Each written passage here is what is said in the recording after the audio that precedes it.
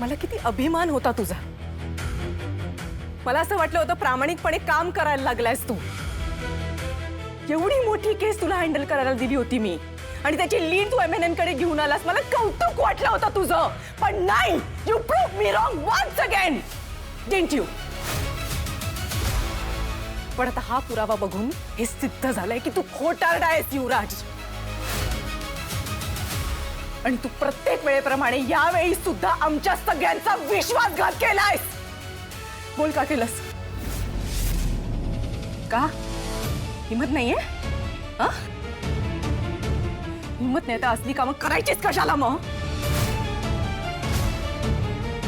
का केलंस तू हे? खोटा साक्षीदार उभा केलास पोलिसांना खोटं प्रूव्ह करण्यासाठी. एवढ्या खालच्या थराला गेलास तू. अरे पोलीस डिपार्टमेंट आहे ते, दिवस रात्र काम करतात आपल्यासाठी, आपल्या सुरक्षिततेसाठी. Just because we have to be safe they work. पण तू त्यांच्यावर ॲलिगेशन घेतोयस. त्यांना खोटं प्रूव्ह करण्यासाठी खोटा साक्षीदार उभा केलास तू. एवढ्या खालच्या थराला गेलायस. स्पेशल क्राईम युनिटने इतक्या मेहनतीने त्या गुन्हेगाराला पकडलं आणि तुझं म्हणणं आहे की हा स्टंट आहे. स्वतःचं म्हणणं प्रूव्ह करण्यासाठी तू या थराला गेलास युवराज. युवराज, मी तुझ्याशी बोलतीये. खरं काय ते मला सांग. हे सगळं तू का केलंस? तुला विचारते मी. मला माझ्या प्रश्नाची उत्तरं हवी आहेत. का केलंस तू हे सगळं? युवराज, मला खरं सांग, तुझा ह्याच्यात काही फायदा नाहीये ना? युवराज, बोल. बोल.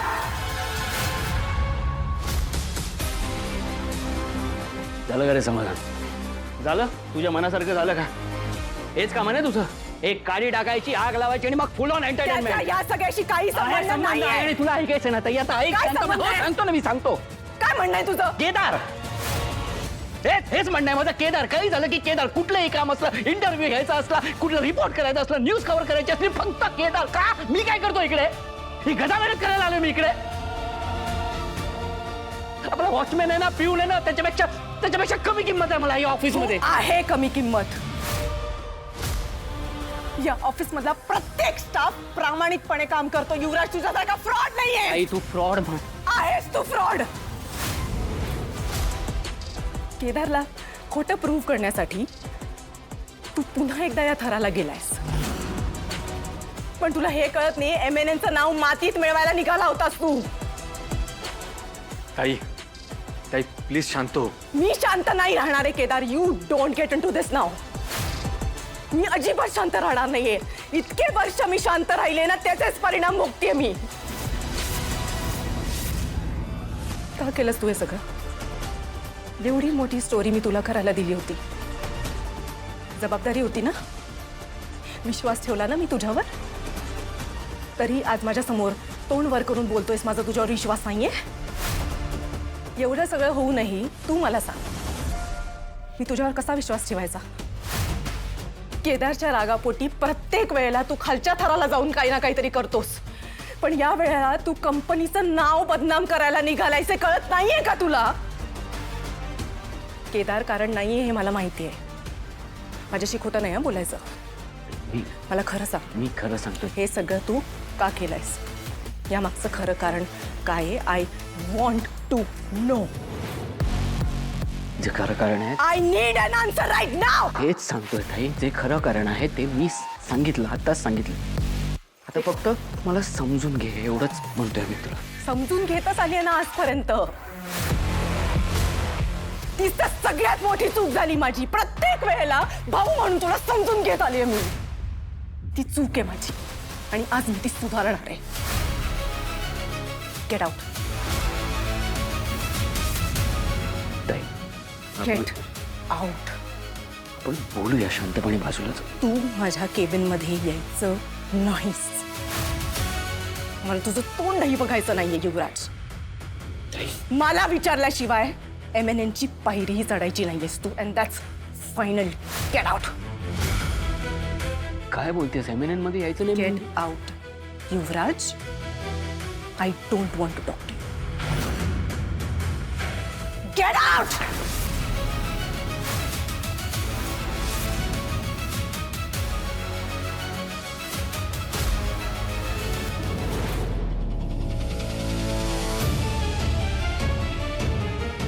काही बोलला का बॉस तो आज? बॉस, सगळ्या मीडियामध्ये फक्त एकच चर्चा आहे, गुलाबची कस्टडी सीबीआय कडे जाणार. मग एवढा वेळ कस्टडी का दिली नाही असा प्रश्न विचारला जातोय. बॉस, तुम्हाला काय वाटतं 24 तासात आपण गुलाबकडून काही माहिती काढून घेऊ शकतो? टेक्नो, साधू सरांशी सिस्टीम मधनं कनेक्ट कर, त्यांना नॉर्मल फोन लागत नाहीये. सर प्रेस आणि बाकीच्या गोष्टींमध्ये बिझी असतील बॉस. आपण गुलाबला इतक्या सहजासहजी नाही सोडू शकत. आयुष्यभर मी ज्या गुन्हेगाराची वाट बघितलीये त्याला शिक्षा दिल्याशिवाय मी सोडू शकत नाही.